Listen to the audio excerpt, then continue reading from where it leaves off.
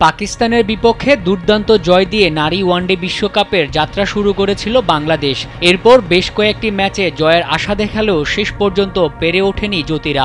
৮ দলের বিশ্বকাপে সপ্তম হয়ে এবারের বিশ্বকাপের যাত্রা শেষ হয় বাংলাদেশের। তবে এবারের নারী বিশ্বকাপে প্রাইজ মানির পরিমাণ নারীদের যে কোনো বৈশ্বিক টুর্নামেন্টে সর্বোচ্চ, তাই সপ্তম হয়েও বেশ ভালো অঙ্কের প্রাইজ মানি পাচ্ছে টিম টাইগ্রেস। নারী ওয়ানডে বিশ্বকাপে গ্রুপ পর্বে এক ম্যাচ জেতায় বাংলাদেশ পাবে ৪১,৫৬,০০০ টাকা।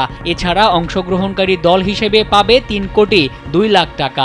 বিশ্বকাপে অংশগ্রহণ ও এক ম্যাচ জেতায় এবারের বিশ্বকাপ থেকে বাংলাদেশ দল পেতে যাচ্ছে ৩,৪৩,৫৬,০০০ টাকা। শ্রীলঙ্কার সাথে ১২ বলে ১২ রানের সমীকরণ মেলাতে পারলে ও দক্ষিণ আফ্রিকার বিপক্ষে ক্যাচ মিসের মহড়ায় ম্যাচ হাতছাড়া না হলে অর্থের পরিমাণ আরও বাড়িয়ে নেওয়ার সুযোগ ছিল নাহিদাদের।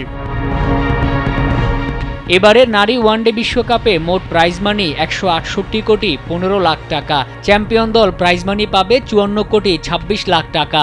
রানার্স আপ ও অংশগ্রহণকারী বাকি দলগুলোর জন্য থাকছে বড় অঙ্কের অর্থ। বিশ্বকাপে বাংলাদেশ খালি হাতে ফিরলেও প্রাইজ মানির অর্থই টাইগ্রেসদের একমাত্র সান্ত্বনা।